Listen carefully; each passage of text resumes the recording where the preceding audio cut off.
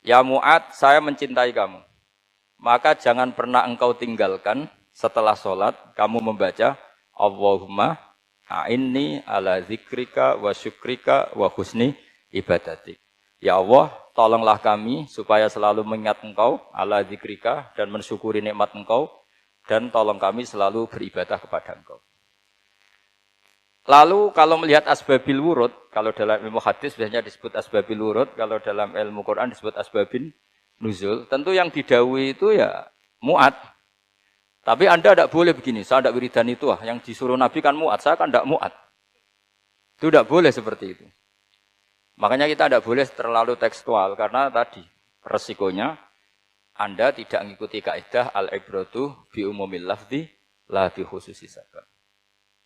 Sebab itu saya tadi di kantor rektorat ya Pak Ordas ya, bilang nanti untuk kajian yang di kantor rektorat pakai kitab Syajaratul Ma'arif, karena kitab itu juga yang sekarang dalam proses penerjemahan saya dengan Pak Quraisyab di PSG, yang di sini pakai kitab Itqon. Nanti mulai bulan depan, karena saya dipaksa untuk meneruskan.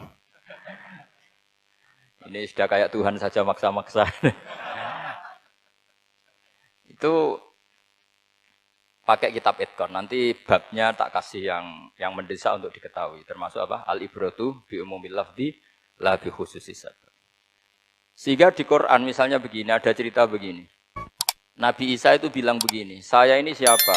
Saya ini adalah orang, kata Nabi Isa, wa ja'alani mubarakan aynama kuntu. Saya adalah orang yang di mana-mana itu memberi berkah, memberi manfaat kepada siapa saja. Itu jelas tentang Nabi Isa. Tapi oleh ulama dikasih judul yang umum. Babu nafil ibad bikullil bilad. Bab bahwa seseorang harus bermanfaat hidup di mana saja, kapan saja. Meskipun itu Allah cerita tentang Nabi Isa. Tidak bisa kamu bilang itu kan Isa, saya kan tidak Isa. Tidak bisa seperti itu. Isa adalah ibaratun an ahlil khairi. Isa adalah figur orang baik. Tentu yang dilakukan baik. Tentu kebaikan boleh ditiru siapa saja. Jadi sehingga nanti pada akhirnya nama-nama yang disebut Allah di Quran itu kalau nama orang baik tentu kita boleh ikut. Paham ya? Kalau nama orang buruk tentu kita tidak boleh ikut. Ya gitu aturannya. Sehingga tadi ada al-ibratu bi umumil lafzi la bi khususi sabab. Jadi yang jadi pegangan adalah standar kalimat umum dengan pemaknaan yang ditentukan ulama. La bi khususi sabab tidak terkait sebab itu. Misalnya yang paling masyhur tentu dalam hadis Madinah itu kira-kira kan utaranya Mekah ya, kira-kira ya. Utaranya Mekah apa selatannya? Utaranya kayak, utaranya. Dulu penduduk Madinah itu kalau bikin kloset itu, pokoknya kalau qada'ul hajat itu menghadap ke utara atau selatan. Terus kata Rasulullah, kalau kamu sedang qada'il hajat, sedang buang kotoran tuh jangan menghadap Ka'bah, juga jangan membelakangi Ka'bah. Itu Nabi redaksinya unik. Walakin syarriku aw gharibu. Tetapi kamu menghadap barat atau menghadap timur. Itu semua riwayat walakin syarriku aw gharibu, tapi kamu menghadap barat atau timur.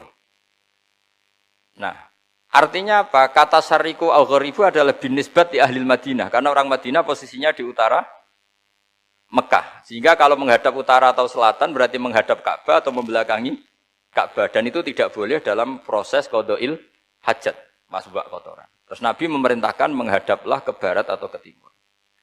Nah, al-ibratu bi'umil lafzi la bi khususi sabab juga direvisi oleh ulama begini, kecuali sebab itu ada ilat. Maka kalau demikian yang dimenangkan ilatnya bukan teknya.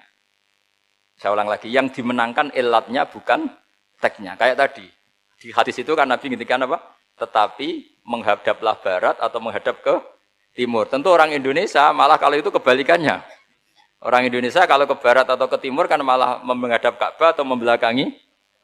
Di sini pentingnya ijtihad. Dan ijtihad ini lazim, bukan harus Imam Syafi'i atau Imam Malik. Semua orang normal pasti tahu proporsi kalimat tadi. Karena ada aturan al-hukmu yaduru ma'ilatihi wujudan wa adaman. Begitu seterusnya. Ini penting saya utarakan. Sehingga ketika Rasulullah sedekah dengan dinar dikasihkan fakir miskin atau dirham dikasihkan fakir miskin, Pikirannya ulama adalah sodakoh dengan mata uang yang berlaku saat itu. Tidak selalu ditetapkan dinar atau dirham. Begitu juga ketika Rasulullah dulu zakat fitrah pakai susu kering atau pakai kurma atau pakai gandum. Ulama semua bilang yang penting kuti ahlil balad. Yang penting makanan pokok di negara itu. Dalam konteks Indonesia tentu apa? Beras. Ini penting saya utarakan karena tanpa mengkaji ulumul Quran seperti ini dan kita insya Allah bulan depan saya langsung bawa kitab Itkon. Di situ ada beberapa contoh. Harus seperti itu. Karena kalau tidak terikat sebab, itu nanti takutnya ayat umum menjadi liar. Misalnya begini, pernah ada aliran sesat dulu. Kebetulan di Jogja itu saya lihat di TV. Entah salah kiainya, entah salah dosennya, entah salah siapa. Atau salah orangnya agak stres, tidak tahu saya. Semoga salah orangnya itu sholat menghadap 4 arah. Alasannya Allah enggak ada di mana-mana, ya sudah di barat, rakaat kedua ke utara, rakaat ketiga ke timur, rakaat keempat ke selatan. Itu uniknya itu ngawurnya lah, bukan uniknya. Ngawurnya itu dalil fa'ina matuwallu fatamma wajhuwa. Kamu menghadap kemana saja di sana dari itu Allah. Sehingga semua ulama ketika bikin kaidah al-ibratu bi lafdzi la bi khususi sabab selalu menyertakan kecuali khusus sabab ini ada illatul hukmi. Maka itu enggak jadi. Kayak ayat tadi. Kalau kamu pakai umumnya lafadz itu kan boleh sholat menghadap mana saja. Nah makanya Imam Syafi'i ketika ditanya, lalu ayat ini proporsinya gimana? Kata beliau, fis safar. Orang yang sedang di pesawat, mau sholat, tentu masuknya fatamma wajibah. Jadi dalam kondisi bepergian, yang kita ingin sholat, maka pakainya ayat seperti itu. Tapi kalau kondisi nomor, fawal diwajaka syatral masjidil haram. Jadi makanya ini penting ngaji ulumul Quran. Kita tidak bisa hanya megang terjemah atau megang apa, kemudian kita fatwa atas nama Quran dan hadis. Sehingga dulu syaratnya memang ketat, harus hafal Quran, hafal hadis, menguasai usul fikih, menguasai macam-macam. Karena tanpa itu memang tidak bisa. Sampai Ibnu Abbas ngendikan, kamu jangan pernah fatwa pakai Quran. Fa inna lahu wujuhan katsirah, karena Quran punya sisi yang banyak. Walakin hajuhum bisunnah. Kalau kamu adu hujjah, pakailah sunnah Rasulullah SAW. Karena di situ penjelasan Quran. Misalnya tadi Rasulullah ketika kondisi normal pasti sholat menghadap Ka'bah. Jadi kalau bepergian nanti unta, kata riwayat-riwayat, ainama tawajjahat bihi rakhilatuh. Kemana saja posisi unta menghadap. Terus ada ulama berpendapat itu khusus sholat sunat. Kalau sholat fardu dalam kondisi ada punya mobil harus berhenti. Ini madzhab Syafi'i. Jika misalnya saya, Pak Harsoyo, Pak On, bawa kijang, mobilnya sendiri. Kalau sholat fardu jangan mentang-mentang pakai kendaraan terus menghadap sekenanya. Kalau mau ke Banyuwangi berarti menghadap ke timur. Itu yang boleh hanya sholat sunat. Kalau sholat fardu harus berhenti. Karena kijang ini dalam kendali Anda. Kecuali dalam surah yang kendaraannya tidak dalam kendali Anda. Misalnya kita naik pesawat. Jadi harus dibedakan.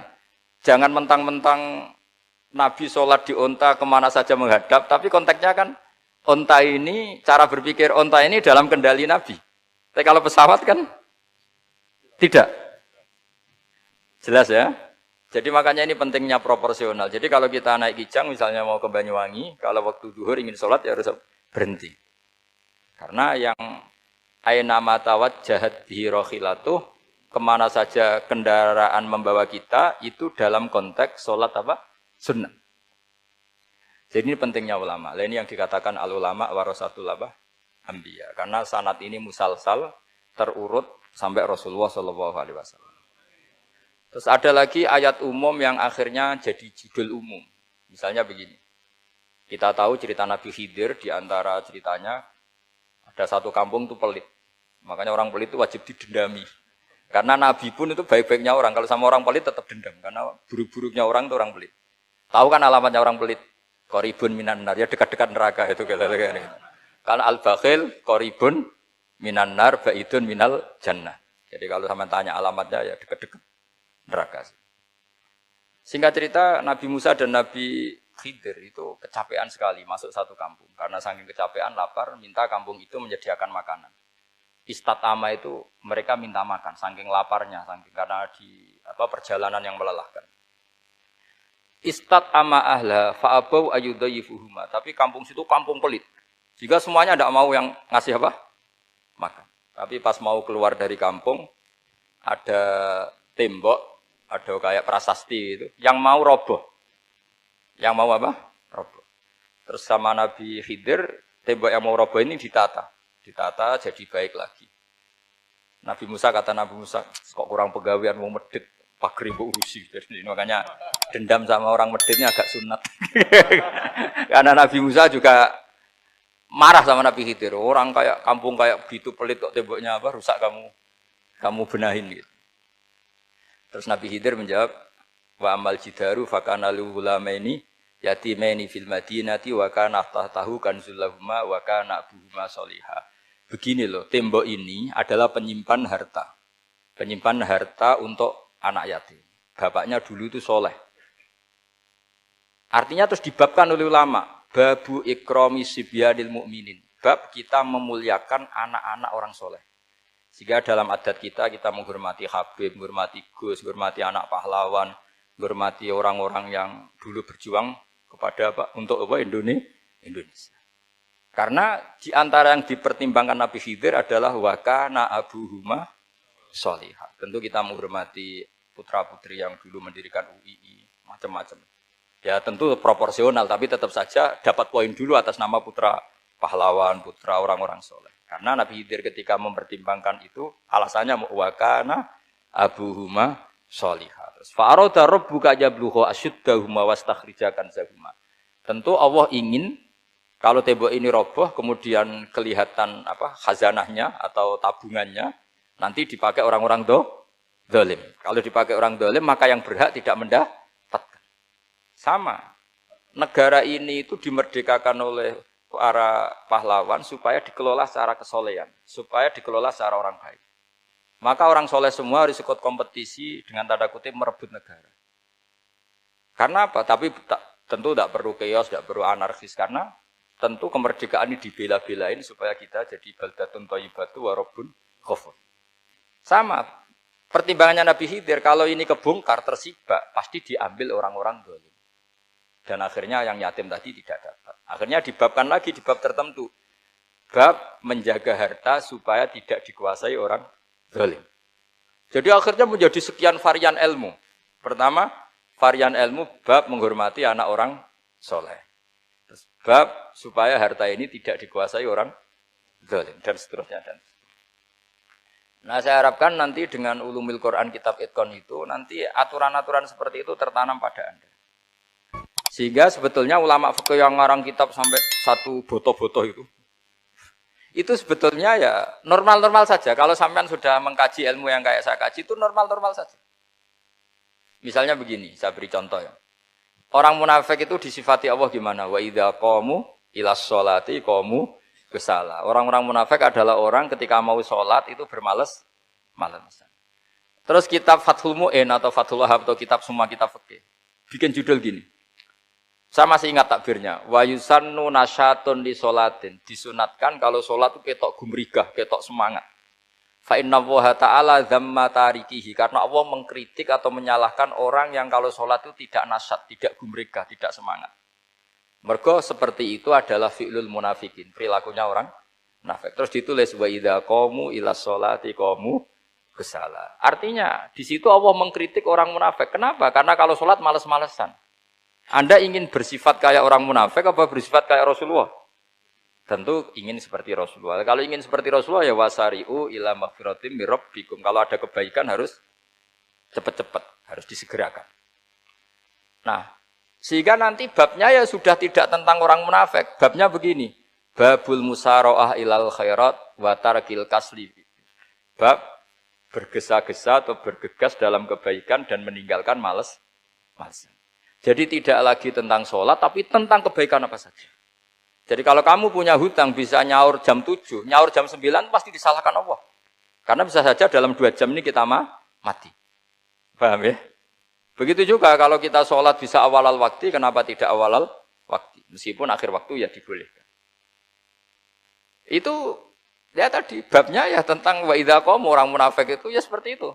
Akhirnya apa? Ayat ini turun tentang orang munafik, tapi pemaknaannya umum.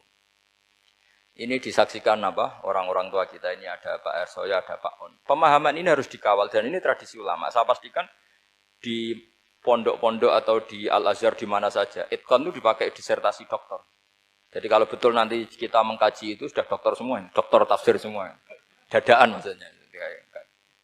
Memang itu mau tidak mau dan itu mudah sekali. Saya ulang lagi itu mudah sekali. Kenapa kata Imam Syafi'i fa innal uqula mutarratun ila qabril haqqi? Karena akal itu dipaksa untuk menerima kebenaran. Ciri utama kebenaran kata Rasulullah matma'an nabi qabr. Jadi menerima itu pasti clear. Makanya disebut kebenaran itu ma'ruf, mudah dikenali. Sesuatu yang salah bahasa Arabnya itu mungkar, angkarohul aklu. Akal itu tidak nyaman. Makanya disebut apa? Munkar, sesuatu yang diingkari. Akal itu asing. Ya asing tuh misalnya, sepeda motor ini milik siapa? Milik Zaid. Ya sudah lah saya pakai, tidak usah pamit. Akal pasti, ini kok aneh, nggak milik orang kok nggak pamit. Akal pasti nggak terima. Makanya agama itu hanya menerima al-ma'ruf yang mudah dikenali dan menolak al-mungkar, sesuatu yang akal itu nggak terima. Jadi Imam Bukhari ketika ditanya, kenapa kamu sealim itu bisa mensarai sanad-sanad Rasulullah? Kata beliau, kalau kamu akalnya normal itu ya gampang saja. Terus ditanya, contohkan. Beliau contohnya begini. Pernah syurrahul hadis. Para pensarah hadis itu habis otaknya. Gara-gara Imam Bukhari bikin judul begini. Babu sihhati tolakil akhras. Ingat-ingat ya. Babu sihhati tolakil akhras. Bab sahnya tolaknya orang bisu. Orang bisu itu orang nggak bisa ngomong tuh kalau bahasa Jogja. Bisu ya? Bisu. Bisu itu cerita. Bab sah tolaknya orang akhras. Ternyata apa? Sekian riwayat yang dipakai itu begini. Ana wa kafilul yatim kahataini fil jannah. Nabi pernah ngendikan saya dan yang merawat anak yatim kahataini fil jannah. Wa asyara bi musabbihatihi wal wusta. Pokoknya Nabi ngendikan begini. Paham ya? Maksudnya apa? Betapa yang rawat anak yatim itu sangat dekat dengan apa? Dekat dengan Nabi di apa? Surga. Terus hadisnya berikutnya, asyahru hakada pakai tangan 10, ahakada wa hakada wa hakada berarti 30. Asyahru hakada wa hakada wa hakada berarti berapa? 29. Terus berikutnya hadis Aisyah sholat lama terus ditanya orang di tengah-tengah sholat. Aisyah kenapa sholat lama? Fa'asyarat nahwas sama. Kemudian Aisyah memberi isyarah nahwas sama. Ternyata saat itu gerhana apa? Matahari.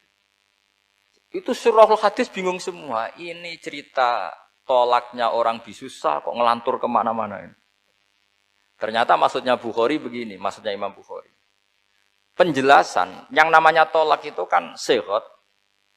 Ya sihot. Tahu sihot. Akad lah kalau dalam bahasa Jogja mungkin. Kalau kamu nikah kan angkah tuka wazawazwa terus bilang apa qabil tu nikahaha wa taswiyah. Terus kalau kamu menceraikan istri kamu bilang kamu saya ceraikan. Yang dikatakan sihot itu adalah ekspresi atau implementasi dari sesuatu. Misalnya kamu ingin tolak, bilang saja tolak. Kalau kamu ingin muji orang, bilang saja begini. Pasti itu maknanya muji. Kalau ingin menyemooh, bilang begini. Nah, artinya gini, kalimat itu bisa digenti isyarah. Saya ulang lagi, kalimat itu bisa digenti. Buktinya Nabi mengisyaratkan saya dekat, bilang begini. Paham ya? Aisyah bilang gerhananya, bilang begini. Kalau begitu orang yang bisu ya punya cara menceraikannya. Dia cukup melakukan isyarat.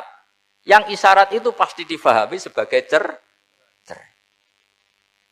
Artinya kalau orang memahami Quran hadis seperti itu. Hal-hal yang mungkin gak terlintas dalam pikiran Anda. Ternyata itu jadi dalil. Artinya apa?